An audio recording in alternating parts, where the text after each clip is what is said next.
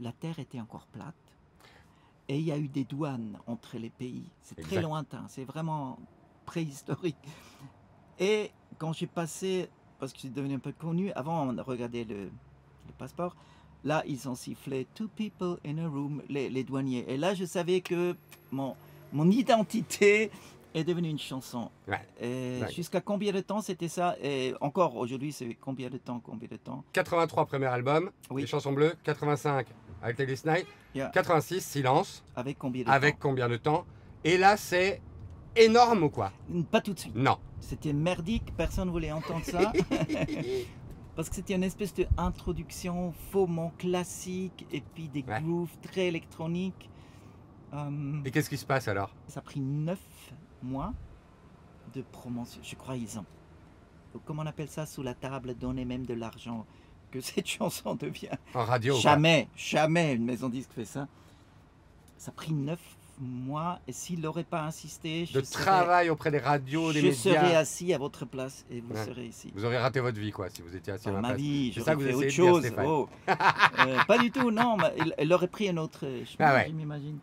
Mais cette chanson, après, Elle change tout. elle change tout. Et si je ne le chante pas actuellement, le public est fâché.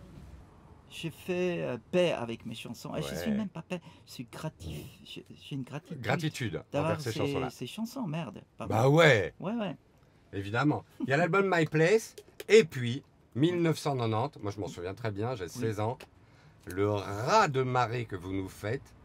En fait, entre-temps, vous avez rencontré Philippe Djan. Hein. Yeah, absolument. Et là, il va y avoir Anglebert, qui est un album de chansons françaises, pop-rock absolument parfait. Des J'ai pas mélodies. entendu, il y a trop de voitures. Qu'est-ce que vous avez dit? J'ai dit.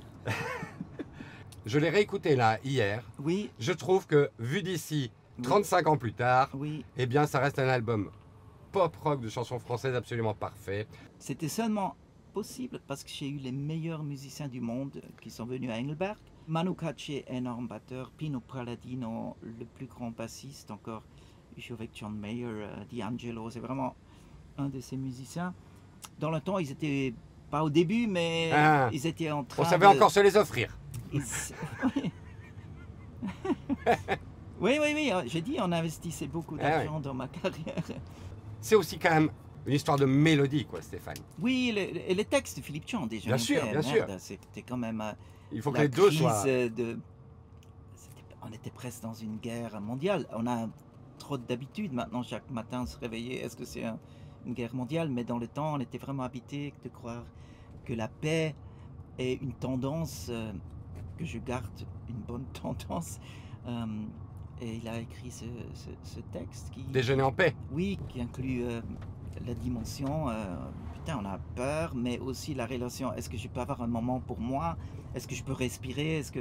Vous vous souvenez le moment où vous avez ce texte de Djan et que justement vous allez Ah, trouver... ça marche pas, j'abandonne sur une chaise.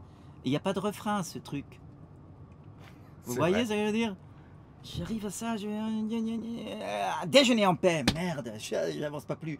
Et j'écoute et je dis, ah oui, c'est un peu comme le coyote. Vous connaissez le bande dessinée? Quand il déjeune en paix, il court et il croit qu'il va avoir une route. Non, il n'y a pas de route. Et là, le public est là pour prendre les bras et dit, non, c'est chouette. Crie déjeuner en paix, encore une fois. Voilà, j'ai jamais expliqué mieux cette chanson. Plus clairement et précisément que avec le coyote, que déjeuner en paix. Ah oui, voilà. Tant que vous comprenez, c'est bien, moi, je pense. Il faut prendre peut-être un petit cachet avant cette Exactement. émission. Prochaine fois, je fais Buvez ça. un peu d'eau. Mais vous voyez, Philippe Djan, il y a plein de chansons qui sont datées maintenant. J'abandonne sur les chaises le journal du matin. Il n'y a plus de journal. Qui lit encore le journal? C'est Et vrai. que les gens comprennent vrai. encore de quoi je chante, vous comprenez?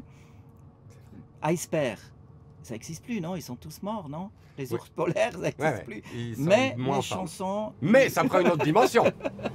Peut-être. On sait qu'il est en train de crever. C'est ça, voilà. Non, mais c'est vrai. Parce qu'il fait chaud. Vous avez une voix particulière. Oui. Ce qui fait qu'évidemment, on entend une chanson de Stéphane Echer. C'est une chanson de Stéphane Echer. Oui. Très pratique. Don du ciel ou beaucoup de travail? Ah non, pas don du ciel, parce qu'elle est voilée. C'est-à-dire, si je veux amener une émotion ou amener l'histoire directe. Il y a ce voile qui est là, que j'ai compris, je peux l'enlever un peu musicalement. Vraiment, j'ai un chanteur qui a besoin d'un microphone. Je vais vous surprendre, Frank Sinatra, sans microphone, tous les crooners sans microphone, c'est de la merde. Dans un karaoké, Frank Sinatra dégage.